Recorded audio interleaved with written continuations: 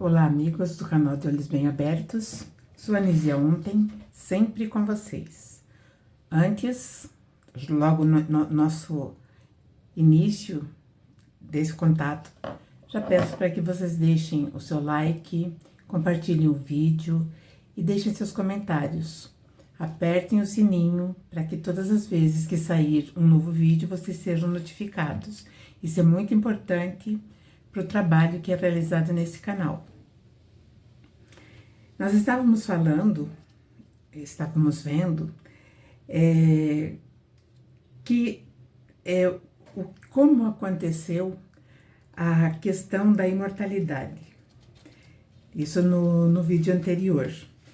Porque depois que Inanna colocou na cabeça que ela tinha ressuscitado o príncipe Banda, ela acreditou que ela era uma deusa e que através dela viria, então, a imortalidade.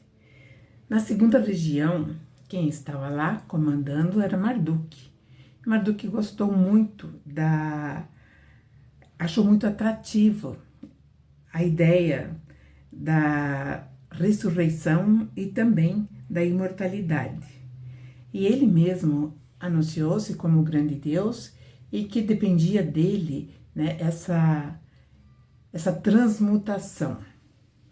E nós vemos que isso foi, de alguma forma, guardado no subconsciente ou no inconsciente coletivo, porque até hoje nós temos a nossa questão sobre a imortalidade e todos querem atingir um grau de imortalidade. Ninguém gosta de envelhecer, ninguém quer passar por todas as fases da vida. É muito legal as primeiras fases, né? A adolescência, a mocidade, a maturidade ali no seu auge. Quando chega aos 45, a 50, as pessoas já começam a ter esse questionamento sobre a questão da morte. E a imortalidade, então, vai surgir nesse contexto. E é Marduk que vai levantar essa questão e que vai trazer para todos nós ainda essa dubiedade em relação à nossa permanência terrena. Nós temos, assim, um grande problema, a questão da impermanência no planeta Terra. E nós procuramos, de alguma forma, a imortalidade, seja através de uma religião, seja através da ciência. Hoje também há uma repercussão alta científica a respeito da imortalidade. Hoje o assunto nas altas camadas está sendo ventilado, porém, nós vamos ter que entender muitas coisas e da onde surgiu essa questão. Vamos lá. Nós vimos também, né, que Marduk, ele ensinou os faraós a construírem tumbas, a se prepararem para o retorno. Tanto que existiu o processo de mumificação, facilitando, assim, segundo a visão da imortalidade, que no retorno ele estaria ali com tudo aquilo que ele necessitava para prosseguir dali para frente. Então, era uma ideia que foi plantada e com sucesso. Marduk-Ra decretou, então, que os descendentes da segunda região, que é o continente africano, mas o foco naquele período era o Egito, que todos os que nascessem ali seriam, então, descendentes de Neteru, que seria o Antigo Egito. E eles viajariam dali, depois que morressem, nessa passagem, e iriam para Nibiru, na outra vida. Olha como ainda há esses ecos na humanidade. Nós vemos, assim, que as grandes religiões, elas trabalham muito com isso, elas envolvem os seus fiéis com essas ideias. Por exemplo, dentro do cristianismo, há aqueles que acreditam que vão para o céu, vão subir ressuscitados, ou seja, o corpo físico.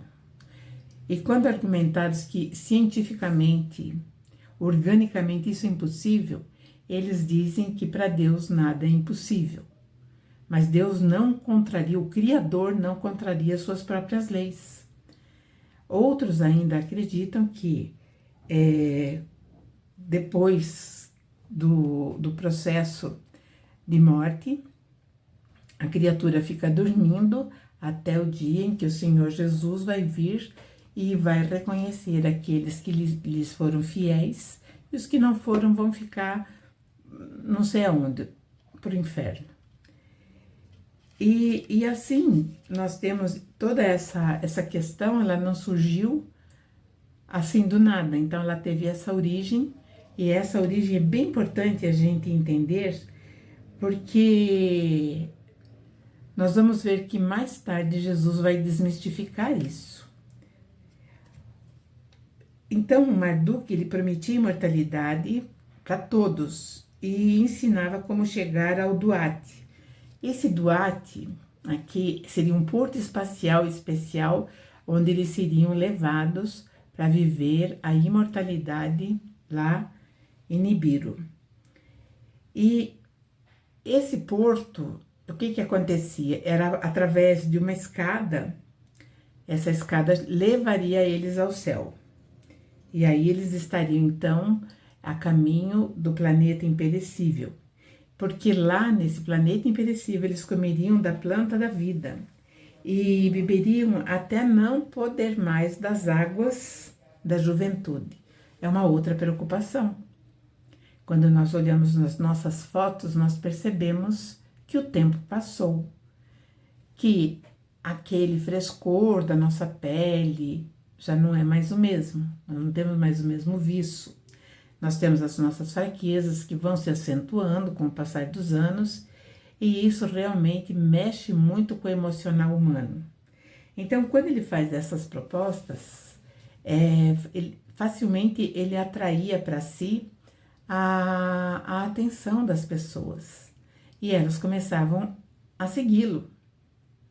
Porque veja, na primeira região, Enlil, ele não fazia nenhuma proposta, não deixava nenhuma promessa, ele apenas falava: aquele que quer ser justo tem que fazer ao outro o que quer que faça para si. Então era só isso. Então, nesse momento, nós vamos entender que se eu fizer para o meu semelhante o que eu quero exatamente que façam para mim, eu vou querer sempre o melhor para mim e farei sempre o meu melhor para o meu próximo. Pronto, eu atingi um nível consciencial e de retidão muito grande. Então, na visão de Enlil, isso era o suficiente para que as pessoas evoluíssem. E é o caminho da evolução realmente. Marduk, ele falava para os sacerdotes e também para os reis de como foi a chegada dos deuses na terra. E aí ele falava do esplendor do ouro, o esplendor da vida, e ele dizia que ouro é vida. E instruiu, né, que todos tivessem essa mesma ambição. E ele disse ainda que é a carne dos deuses, o ouro é a carne dos deuses. E instruiu e incentivou expedições no Abzu para obter mais ouro. Agora, esse ouro já não era assim com aquela necessidade de salvar aquele planeta com a sua atmosfera ainda numa fase de recuperação, mas podendo ainda entrar em qualquer momento novamente numa decrescência. E então ele instruía os reis para procurarem mais ouro. Eu vou relembrar o que é o Abzu, né? ou Apsu. Em alguns lugares a palavra é Apsu, em outros Abzu. Então esse lugar significa águas subterrâneas, o vasto oceano de água doce embaixo da terra, fonte de todos os rios. Então o Abzu é isso, é o lençol freático que existe na terra. E lembrando que no Brasil existe o maior lençol freático do mundo descoberto. E o que era Eridu? Né? Eridu era uma cidade, a cidade sagrada de Enki. Atualmente é Tel Abu-Sharan, né? Que fica no sul do Iraque. Ali existia um templo que se chamava Eabzu, que na tradução do sumério é Casa das Águas Profundas. E os sumérios, eles acreditavam que sob o templo de Enki havia um portal para o Abzu, para o mundo subterrâneo das águas, onde Enki fez o seu grande laboratório. Em determinado momento, Enki cansou da vida, da disputa e também já estava desinteressado com tudo. Então ele constrói um imenso laboratório subterrâneo, mas dentro das águas, e ali ele se encerra e sai de lá só para fazer algumas coisas, ou quando era solicitado. Os irmãos de Marduk, eles estavam muito desconfiados que ele estava tramando algo para atingir a todos. Então eles começaram a se preocupar com aquilo e falaram com Enki, que no Egito, Enki é conhecido como Ptah, o deus Ptah. Então eles falaram para o pai tomar alguma decisão, procurar Marduk e ver o que vinha na cabeça dele, o que realmente se passava naquela mente. E ele realmente falou bastante, mas Marduk simplesmente não deu muita atenção. Ele ordenou os reis de Magã e de Meluha. Esse Magã e Meluha, aqui, na verdade, é ali aquela região no Vale do Indo. Então, ele ordena aos reis que invadissem todas as terras adjacentes, porque planejava ser o senhor das 4 regiões. Essa região, ela pertencia a Inanna. Então, nós começamos a observar aqui um ciclo que vai entrar um ciclo de grande conflito entre os dois clãs. E assim, Magã, hoje, atualmente, é Omã. Omã é o menor país do mundo, né? E faz parte dos Emirados Árabes Unidos. E as tabuletas da Suméria, eles registraram que ali eram feitos muitos, vamos dizer assim, produtos já exportados, produtos manufaturados, como diorito e cobre. Então, eles já trabalhavam com esses metais. Então, é lógico que eu estou falando também da era dos metais. E havia as embarcações que levavam até do Golfo até a Suméria. Então, eles abasteciam Ururuk e Eridu. Então, o que é o diorito?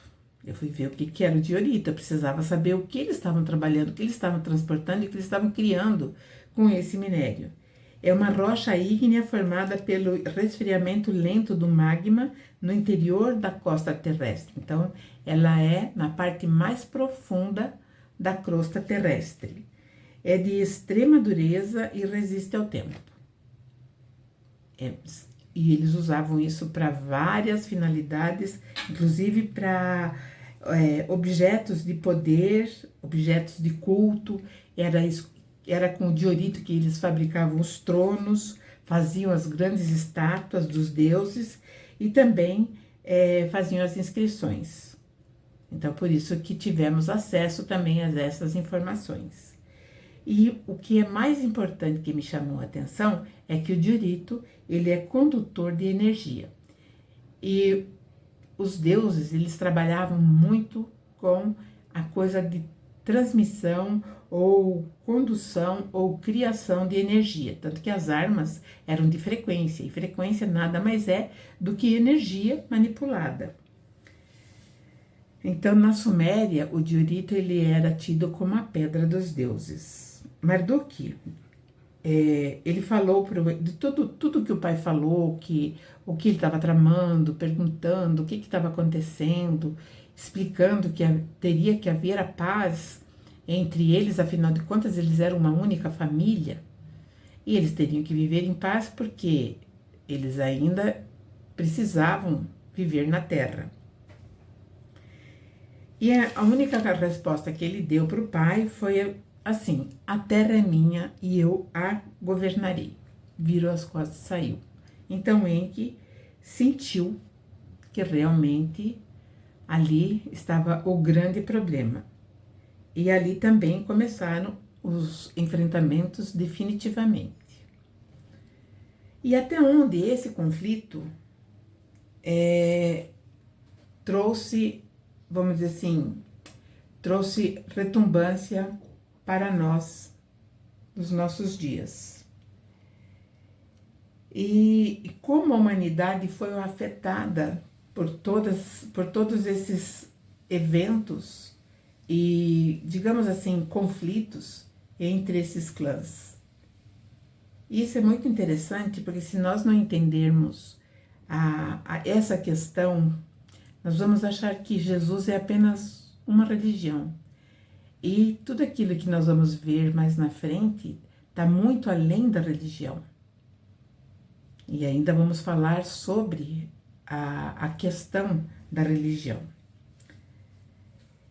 E aí, então, a coisa entra num estado de suspensão entre os clãs, porque eles aguardavam de uma hora ou outra alguma coisa fazer o start para que uma grande guerra ou um conflito generalizado pudesse ocorrer. Mas agora eu vou entrar ainda na questão da imortalidade, e porque, como eu falei, todo mundo queria ser imortal, não tem aquele que não. É lógico que todo mundo vai falar, eu queria sim viver uma vida dilatada, mas com saúde mental, com saúde física.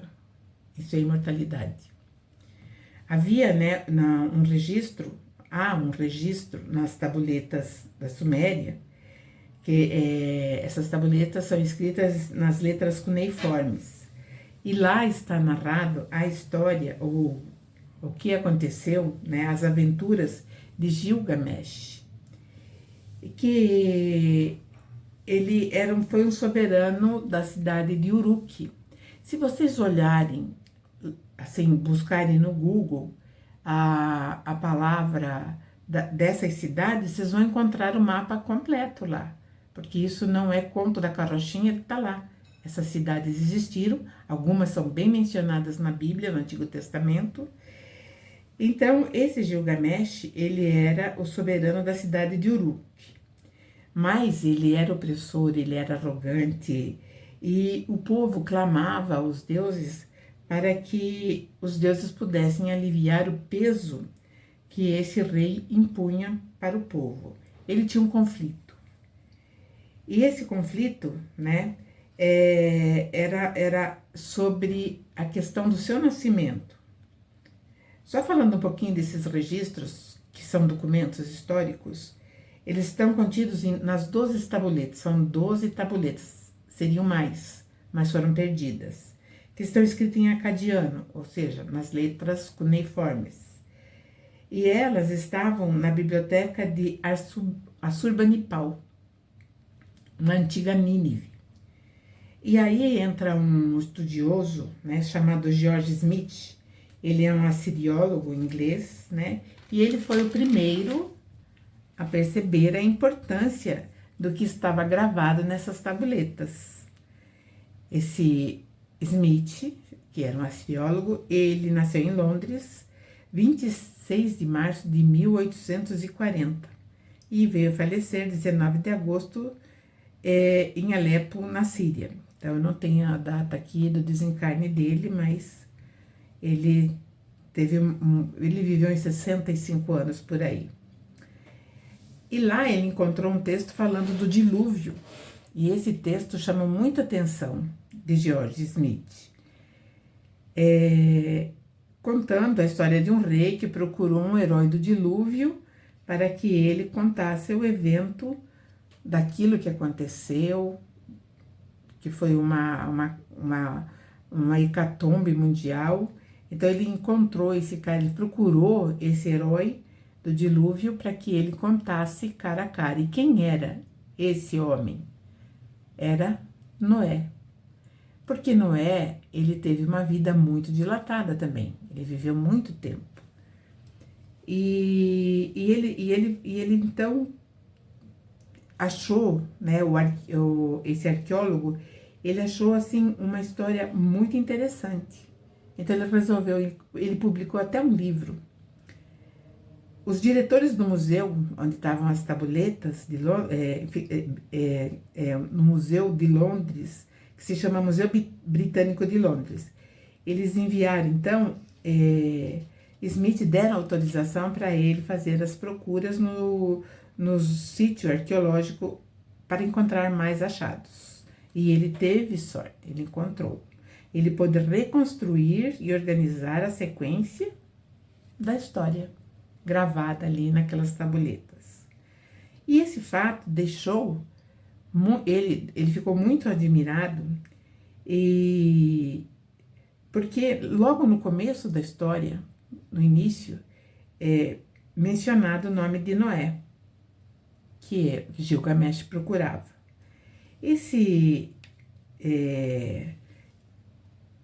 Vamos dizer assim, esse rei, na verdade, até pouco tempo, eles acreditavam que a história, na verdade, era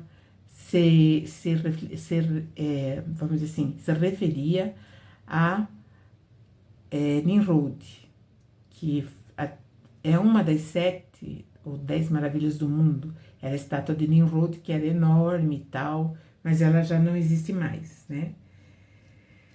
E ali, então, por conta de uma passagem da Gênesis bíblica, que fala que naqueles dias haviam gigantes na terra, eles achavam que era Nimrod, porque Nimrod foi um gigante. E esse gigante, ele foi muito próspero, ele fundou cidades, inclusive é dele que saiu a cidade Babile, mas isso nós vamos ver também mais na frente. Só que George Smith, o autor do livro que eu falei para vocês, né, o Relato Caldeu do Dilúvio, que foi publicado em 1876, então ele traz, né, uma outra visão. Ele traz uma nova, eu não vou dizer nem tradução, ele trouxe aquilo que estava registrado de fato, né? E, na verdade, não estava falando de Nimrod, e sim de Gilgamesh. Agora eu vou entrar mais na história do Gilgamesh. Gilgamesh, ele era 2/3 Deus, ou seja, do DNA, ele nasceu, né? Ele era descendente desses Anunnaki, e 1/3 ele era terrestre, porque a mãe dele era terrestre. E ele tinha, assim, a mãe dele, ela recebeu o título de deusa também, porque ela casou com um príncipe, que era Utu, que era bisneto de Enlil. Então, ele tinha essa árvore genealógica. E ele achava que ele tinha, como ele tinha 2/3 da autenticidade, né, da genealogia, vamos dizer assim, extraterrestre, ele achava que ele não deveria ter o mesmo fim que ele via os mortais morrendo, os homens da Terra. Mas aqui, vamos entrar um pouquinho também numa coisa muito interessante. Inanna, nesse período, ela queria fazer parte do panteão dos 12 deuses. Inclusive, isso dentro do Olimpo, que é a casa dos deuses, são os 12 deuses, tem ali o conto dos 12 trabalhos de Hércules. Então, isso é muito vai e volta, e nós achamos que aquilo é apenas mitologia, mas não é. Como eu sempre digo, né? Toda história tem um fundo de verdade. Existia um lugar chamado Uruk, onde foi erigido um templo sagrado dedicado ao deus Anu, que, traduzindo, é o Senhor do Céu. Esse templo foi construído no topo de um zigurate e chama-se Eanna. Então, se a gente for ler rapidinho corrido, Eanna, que é a casa de Anu, né? Quando ele veio 3 vezes à Terra, na segunda vez que ele veio, eles já tinham construído esse templo. E Inanna, na verdade, até então, ele era chamada de Irnine. Depois, então, é que Anu a chama de Inanna. Veja só, hoje o nome Irnine, ele derivou vários nomes que nós usamos. Nome feminino, Irene, Irani, todos os nomes dentro, assim, né, dentro dessa conjunção fonética, veio de Inanna, que a princípio era Irnine. Então, essa deusa, lembrando que através dela que o bicho vai pegar, porque Marduk e ela estavam confrontando poder, eles queriam o poder, né? Para figurar entre os 12 deuses no panteão sumério, ela pediu, então, ajuda para o seu irmão Utu. Esse Utu que eu falei, que era irmão gêmeo da Inanna. Ele também é conhecido como Utu Shamash. E lá ele tinha um alto sacerdote de Anu, que era sobrinho de Inanna e de uma terrestre, que na verdade era o Gilgamesh. Família meio complicada. Os casamentos entre os Néfilins, que traduzindo são os gigantes, e com mulheres da terra, antes do dilúvio, eles tinham uma alta taxa de reprovação. Mas após, né, o dilúvio, ele passou a ser encarado com mais naturalidade, mesmo porque todos precisavam se unir para sobreviver, inclusive os deuses. Eles precisavam se unir. Então, case com quem você quiser. E foi isso que o Utu fez. Ele casou, então, com uma mulher terrestre. E aí nasce o seu filho, né, que é o Gilgamesh. E o Gilgamesh, ele foi rei de Uruk por 324 anos. Então, ele já estava bom, né, mas ele queria mais. Só para nós termos uma ideia, Uruk, numa pesquisa mais profunda, nós vamos entender que é Al-Hirak, que nós hoje chamamos só de Iraque. E aí, então, o filho dele, o filho de Gilgamesh, ele vai governar por mais 420 anos, ou seja, é tempo, e foi mais chão que o pai. Ele, como eu falei, ele trazia uma porção divina, que era 2/3. E a mãe dele, como eu falei, que recebeu vamos dizer assim, a condição de deusa, se chamava Ninsum. E ele vivia perguntando para a mãe dele, né, os deuses também morrem? Eu, mesmo tendo 2/3 divino, eu também vou morrer? E aquilo acho que foi perguntas e perguntas e perguntas que ela falou, olha, eu não aguento mais. Então ela falava para ele, enquanto você viver na Terra, a morte de um terrestre vai te confundir. Enquanto você viver aqui, essa é a realidade da Terra. Aí ele daí ela fala para ele: se você chegar a Nibiru, ali você vai ter uma longa vida. E aí ele começou a colocar aquilo na cabeça que ele realmente deveria ir para Nibiru, que lá tinha longa vida e tal. E o pai dele, que era o Tu, que era 100% Anunnaki, ele não aguentava mais. Então ela pedia: por favor, interceda pelo teu filho, ele quer ir até Nibiru e tal. E então o Tu falou: tá bom, leva ele até o porto espacial, da onde ele saiu. E aí então, mas ele vai sozinho. Aí a mãe ficou apavorada, afinal de contas, ele ia fazer uma grande viagem sozinho. Então pediu, né? O Tu pediu para Nyarsag, que era Ninti, que construísse para ele, que criasse para ele um humano idêntico a Gilgamesh, o qual foi chamado de Enkidu, quer dizer, era um homem construído por Enki. Mas ele era um androide, porque nas tabuletas diz que ele não tinha sangue e também não tinha espírito.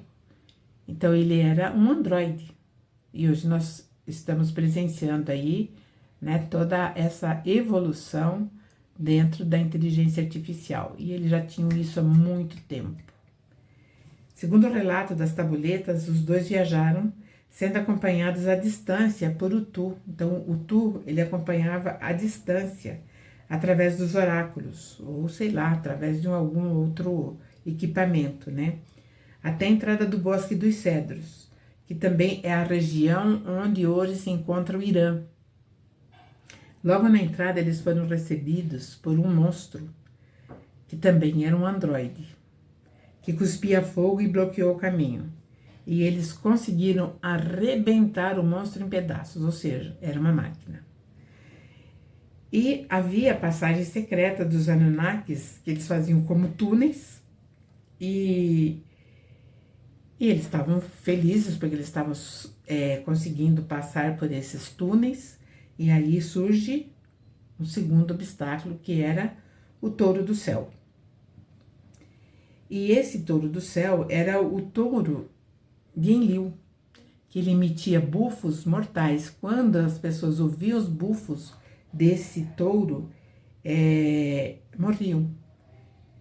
E Enkidu, né, perseguiu, e ele consegue cortar o chifre do boi. E aí ele consegue matar o boi. E Enlil, quando soube, Enlil chorou, ele ficou muito triste. E aí, quando Enlil soube que o touro que representava ele, porque ele também ganhou a representatividade da constelação de touro. E esse touro, que provavelmente também seja um androide, quando tiraram o chifre e ele foi destruído, então Enlil chorou muito, porque ele sabia que algo terrível estava a caminho da Terra. E aí nós vamos ver o desenrolar de tudo isso no nosso próximo episódio, nosso próximo encontro, onde eu aguardo vocês e desejo a todos uma semana de muita luz, muita paz e um beijo bem grande. Até mais.